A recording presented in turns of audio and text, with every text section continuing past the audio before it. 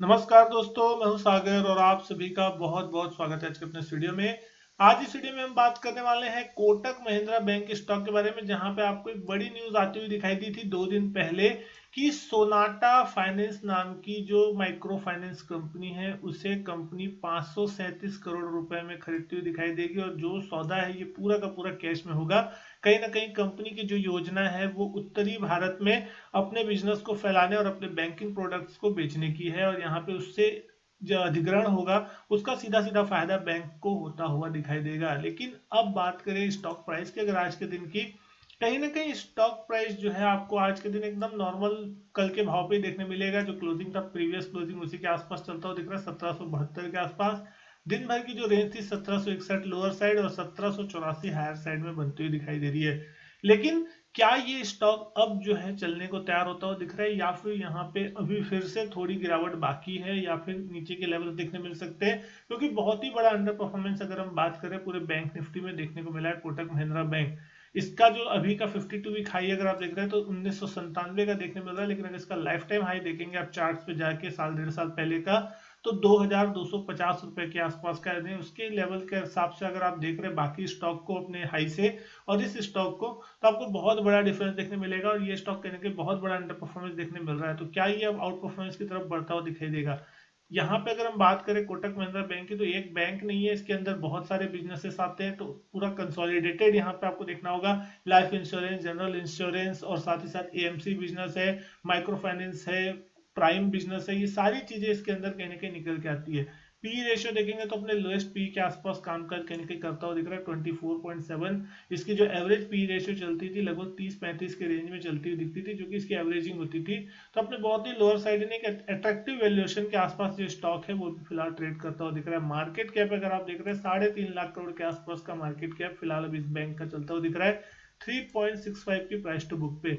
हाल में जो नतीजे आए थे वो भी बेटर देन एक्सपेक्टेड थे, मार्केट के एक्सपेक्टेशन के हिसाब से नतीजे आते हुए दिखाई दे रहे थे। एनपीए, ग्रॉस एनपीए, ये सारी चीजों में आपको इंप्रूवमेंट देखने मिली थी साल दर साल या क्वार्टर क्वार्टर, चाहे जो भी देखें आप। लेकिन अब चार्ट में कौन से इंपॉर्टेंट लेवल होते हुए दिख रहे हैं, तो आप यहाँ देख सकते हैं आवरली चार्ट पे कहीं ना कहीं जो है ब्रेकआउट देने की कोशिश करता हुआ फिलहाल दिख रहा है। लेकिन यहाँ पे ब्रेकआउट अभी फिलहाल नहीं आया। 200 दिन की एक्सपोनेंशियल मूविंग एवरेज लाइन देखे आवरली चार्ट पे, तो 1778 के आसपास आती है। और लगभग पिछले 12-13 दिनों से अगर देखिए, 1 फरवरी का जो हाई था वहां अगर आप देख रहे हैं लगभग 1780 के आसपास, और उसी लेवल के आसपास कहीं ना कहीं इस स्टॉक को रेजिस्टेंस बनता हुआ दिख रहा है। तो ये लेवल एक बहुत इंपॉर्टेंट लेवल है, 1780 1785। अगर 1780-85 के लेवल क्लोजिंग बेसिस पे ये स्टॉक पार कर लेता है, तो कहीं ना कहीं यहाँ पे आपको एक बहुत बड़ा अपमूव जो है आपको देखने को मिल सकता है। और फिर ये स्टॉक एक बार 1800 प्लस, इवन 1840 1850 तक के नियर टर्म टारगेट्स की तरफ बढ़ता हुआ दिखाई देगा।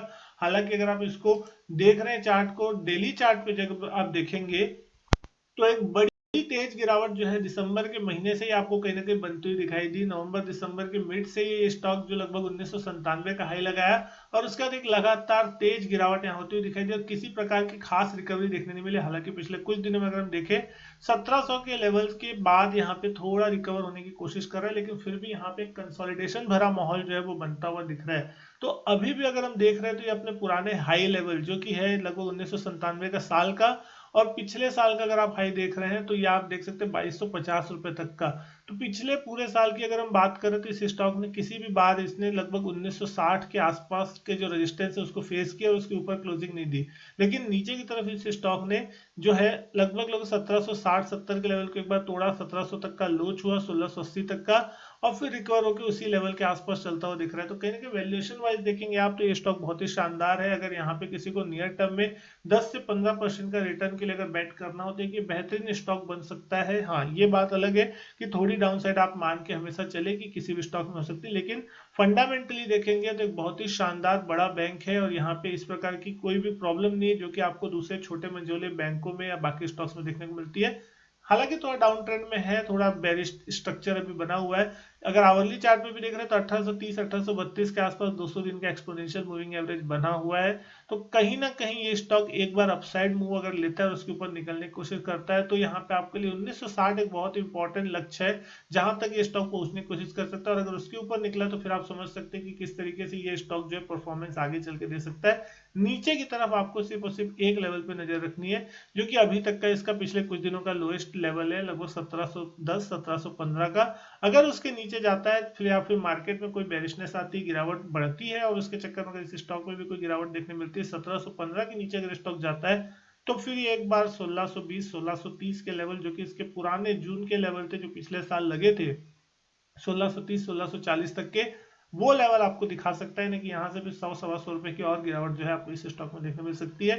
लेकिन अगर आप इसको लॉन्ग टर्म में देखेंगे तो 1620 1640 एक अच्छा सपोर्ट लेवल है। इस लेवल के नीचे फिलहाल जाने की उम्मीद नहीं कर सकते आप, लेकिन हाँ ये है कि अगर मार्केट में बहुत ज्यादा बेरिशनेस आती है तो ही यहाँ पे टूटेगा, अदरवाइज ये एक अच्छा अपॉर्चुनिटी है कि यहाँ से आपको एक अपसाइड मोमेंटम ऊपर की तरफ देखने को मिले।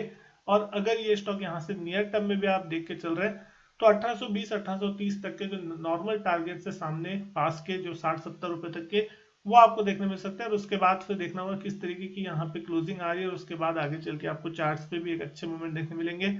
आरएसआई पे भी अगर आप देख रहे हैं 48 के आसपास आरएसआई चलता हुआ दिख रहा है, यानी कि अभी बिल्कुल मिड है, ना कि ओवरबॉट है ना ही ओवरसोल्ड है। लेकिन अगर यहाँ पे आगे चल के मूवमेंट बनता है तो एक अच्छा खासा मोमेंटम चेस करता हुआ दिख सकता है।